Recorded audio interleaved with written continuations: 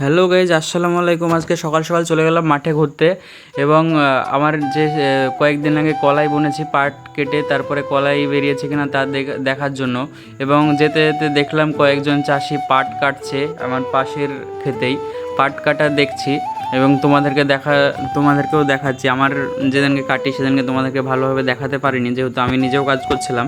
আজকে তোমরা দেখো, আমি তোমাদেরকে দেখাচ্ছি। দেখে তোমাদের নিশ্চয়ই ভালোই লাগবে, যেহেতু গ্রামের মাঠের সৌন্দর্য, মাঠের যে মিষ্টি ওয়েদার, মিষ্টি হাওয়া। তোমরা আমার পিছনে আকাশটা দেখতেই পেলে, কত সুন্দর নীল আকাশ। এই যে দেখুন, এখন মাঠের সমস্ত চাষিরা এখন এইভাবে পাট কাটছে।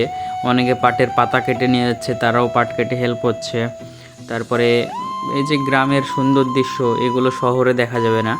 এগুলো তোমাদের সাথে শেয়ার করছি, তোমরা দেখো এবং আমার ভিডিওটা প্রচুর প্রচুর প্রচুর পরিমাণে শেয়ার করো। দুদিনে ভালোই ভিউ হচ্ছে। তোমরা চাইলে আরও অনেক ভালো হবে। তোমাদের কাছেই সব কিছু। তোমরা অবশ্যই আমার ফেসবুক পেজটাকে ফলো করে দিও এবং ইউটিউব চ্যানেলটাকে সাবস্ক্রাইব করে দিও। আর লাইক, শেয়ার, কমেন্ট সবসময় করবে। আমার পাশে থেকো প্লিজ বন্ধুরা। এই যে দেখুন, কত সুন্দর লাগছে, এইভাবে পাটগুলো কেটে কেটে রেখেছে। আর এই ভাইটির সাথে কথা বলছিলাম, ভাইটি বলছে ভিডিও করছো এবং আর সরকারকে তাহলে তোমার ভিডিওর মাধ্যমে একটা কথা পৌঁছিয়ে দাও যে আমাদের চাষিদের এত কষ্ট, পাটের দাম নেই কেন। এগুলোই ভাইটি এভাবে বলছিল। আসলেও এবছর গত বছর থেকে পাটের দাম অনেক কম, পাটের দাম বাড়ছেই না এবং যেগুলো আছে সেখানেও পাট ঠিকভাবে কিনছে না। তাই চাষিদের খুব অনেক কষ্ট হচ্ছে। এবার দেখতে পাচ্ছ আমার পাশে এটা ঢ্যাঁড়স ক্ষেত, পাশে এগুলো ঢ্যাঁড়সের গাছ।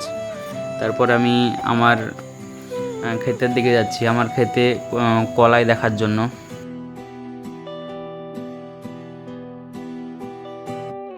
তো গাইজ, আমি আমার কলাই ভুঁই দেখার পরে আমার পাশের জমিতে কয়েকজন চাষি এভাবে ঘাস বাছাই করছিল বাঁধাকপির ভুঁই থেকে বা ক্ষেত থেকে। তাই আমিও তাদেরকে বললাম এবং আমি একটু তাদেরকে হেল্প করে দিচ্ছি। আর তাদেরকে বললাম যে আমার একটু ভিডিও বানিয়ে দিতে। তারা তাই আমার ভিডিও বানিয়ে দিচ্ছে। এরপরে আমি বাড়ি যাব, বাড়ি গিয়ে যে শুকনো পাটগুলো আছে সেগুলোকেই কাটবো। ওগুলো জ্বালানির জন্য কাজে লাগবে আমাদের। এগুলোতে অনেক ভালো জ্বালানি হয় এবং খড়ির থেকে, অন্য কিছুর থেকে, গ্যাসের থেকে অনেক সাশ্রয়জনক। এগুলো আমার নিজের ক্ষেতেরই, কয়েকদিন আগে পাট কাটলাম, তোমরা দেখলে সেই পাটেরই শুকনো পাট এগুলো।